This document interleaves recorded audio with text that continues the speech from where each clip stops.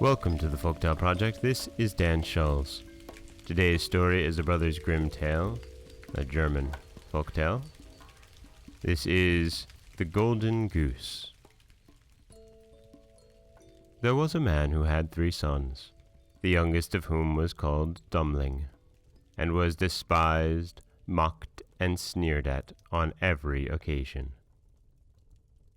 It happened that the eldest wanted to go into the forest to hew wood, and before he went his mother gave him a beautiful sweet cake and a bottle of wine in order that he might not suffer from hunger or thirst. When he entered the forest he met a little gray-haired old man who bade him good day, and said, "Do give me a piece of cake out of your pocket, and let me have a draught of your wine. I am so hungry and thirsty." But the clever son answered, "If I give you my cake and wine, I shall have none for myself. Be off with you." And he left the little man standing and went on. But when he began to hew down a tree, it was not long before he made a false stroke, and the axe cut him in the arm so that he had to go home and have it bound up. And this was the little gray man's doing. After this the second son went into the forest, and his mother gave him, like the eldest, a cake and a bottle of wine. The little old gray man met him likewise and asked him for a piece of cake and a drink of wine.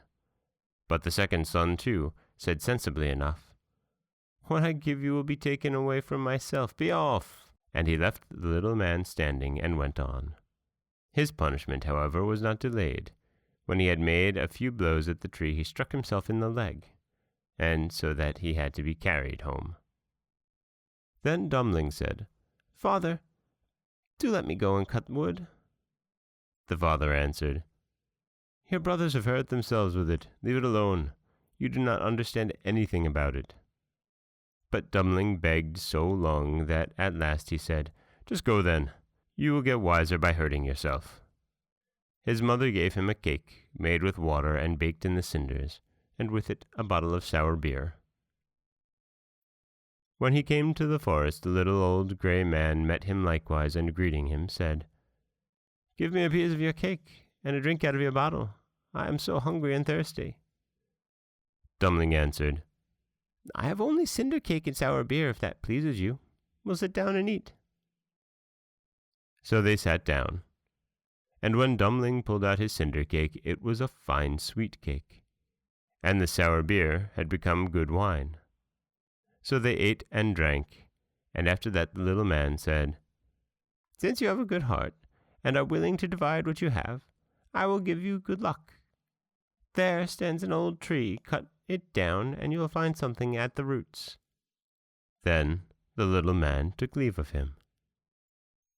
Dummling went and cut down the tree, and when it fell there was a goose sitting in the roots with feathers of pure gold. He lifted her up, and taking her with him, went to an inn where he thought that he would stay the night. Now the host had 3 daughters, who saw the goose and were curious to know what such a wonderful bird might be, and would have liked to have one of its golden feathers.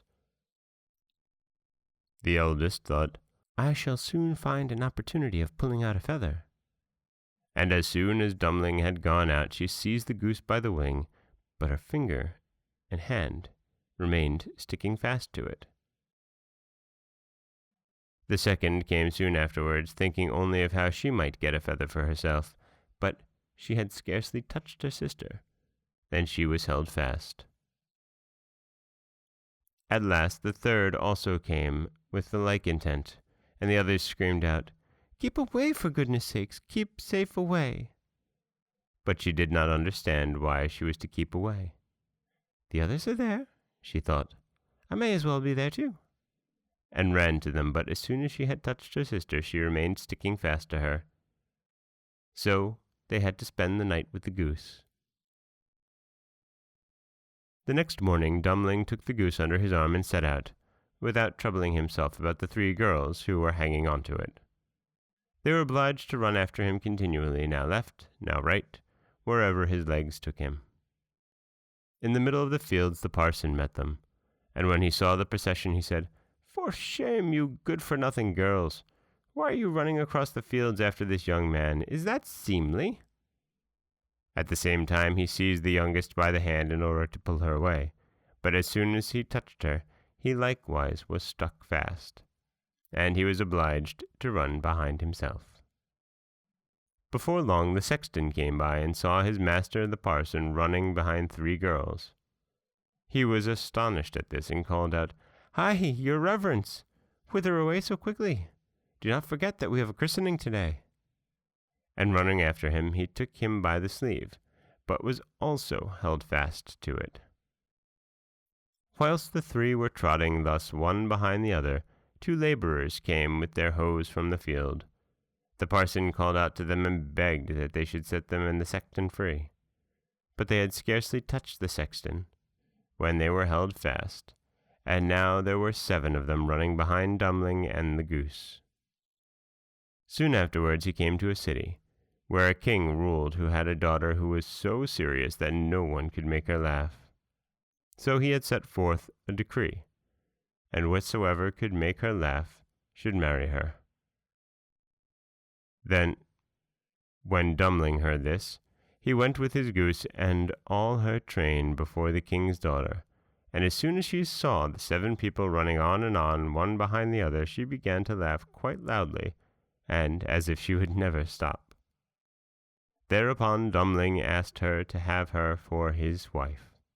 But the king did not like the son-in-law, and made all manner of excuses, and said he must produce a man who could drink a cellarful of wine.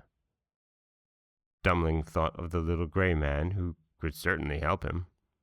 So he went into the forest, and in the same place where he had felled the tree he saw a man sitting, with a very sorrowful face. Dummling asked him what he was taking to heart so sorely, and he answered, "I have such a great thirst and cannot quench it. Cold water I cannot stand. A barrel of wine I have just emptied, but to me that is like a drop on a hot stone." "There, I can help you," said Dummling. "Just come with me and you shall be satisfied." He led him into the king's cellar, and the man bent over the huge barrels and drank till his loins hurt, and before the day was out he had emptied all the barrels. Then Dummling asked once more for his bride, but the king was vexed that such an ugly fellow, whom everyone called Dummling, should take away his daughter. And he made a new condition. He must first find a man who could eat a whole mountain of bread. Dummling did not think long, but went straight into the forest, where in the same place there sat a man who was tying up his body with a strap, and making an awful face, and saying, "I've eaten a whole oven full of rolls. But what good is that when one has such a hunger as I?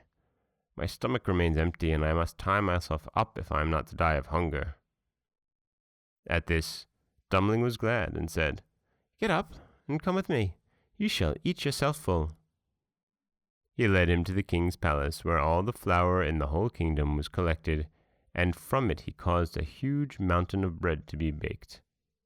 The man from the forest stood before it, began to eat, and by the end of one day the whole mountain had vanished.